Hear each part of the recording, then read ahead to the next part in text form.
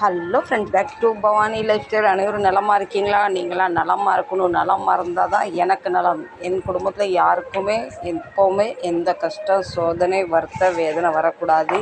நீங்கள் நல்லா இருந்தால் தான் அப்போ என்னை வீடியோ பார்த்துட்டு எனக்கு நீங்கள் சப்போர்ட் பண்ணுறீங்க. அதனால் நீங்கள் அனைவரும் நல்லா இருக்கீங்களா? மீண்டும் ஒரு முறை நான் இன்றைக்கி ஒரு மெயின் வீடியோ போட்டிருந்தேன் பார்த்தீங்களா? அதில் போட்டிருந்தேன் சக்ஸஸ் ஆகலை, செஞ்சு பார்த்து ஒரு பொருள் வாங்கிட்டு வரணும், கனெக்ட் ஆகலைன்னு.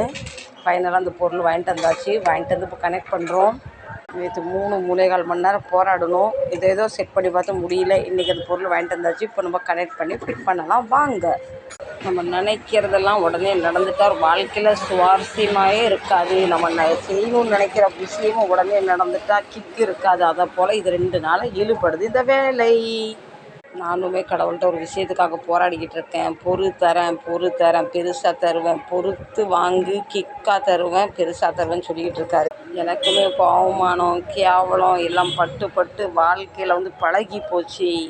அதனால் நானும் பொறுமையாக இருப்போம், அமைதியாக இருப்போம், நடப்பதெல்லாம் நன்மைக்கே என்று பொறுமையாக இருக்க ஆரம்பித்து விட்டேன். பொறுத்தார் கண்டிப்பாக பூமி ஆளுவார்.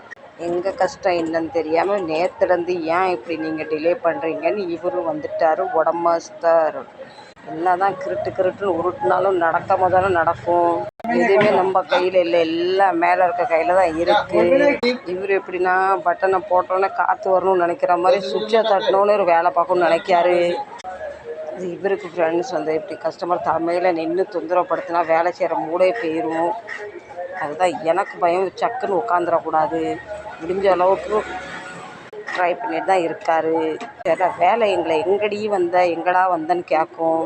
ஃப்ரெண்ட்ஸ், எங்கள் சோதனை காலம் போல் இன்றைக்கி வாங்கிட்டு வந்த பொருளுமே கனெக்ட் ஆகலை. கனெக்ட் பண்ண உடனே ஃபுல்லாமே அதை மேக்னெட் பண்ண மாட்டுக்கு வாங்கிட்டு வந்த பொருளும் ஷார்ட் பண்ணி விடுது.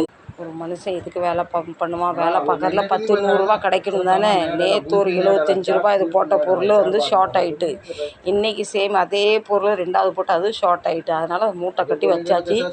கஸ்டமரை உங்கள் அப்பா இங்கே தொந்தரவுப்படுத்துகிறாரு, மகனே நீ வாணும் மகன்கிட்ட ஃபோன் பேச ஆரம்பித்தாச்சு. இதுக்கு பொருள் போட்டால் போதாது, இது பொருளே ஃபுல்லாக A to Z காயில் மாற்றணும். இந்த பார்த்திங்களா, இது ஃபுல்லாகவுமே மாற்றினா தான் ஓகே ஆகும். சோதனை மேல் சோதனை போதும் அப்பா சாமி. ஒன்றெல்லாம் ஜெயிச்சிடலாம், செஞ்சிடலாம்னு முயற்சி பண்ணி சோதனையும் கஷ்டமும் வருத்தமும் வேதனையும் வந்தது தான் மிச்சம். நாங்கள் அப்படி விட்டுற மட்டுமே வேறு பொருள் போடுவோம், செய்வோம், கெத்த காலர் தூக்கி விட்டு கஸ்டமருக்கு காற்று வாங்கலாம் கொடுக்க போகிறோம். பணம் போடுறது ஓனர் அவர் கையில் தான் இருக்குது. இந்த வீடியோ பிடிச்சா லைக் பண்ணுங்கள், ஷேர் பண்ணுங்கள்.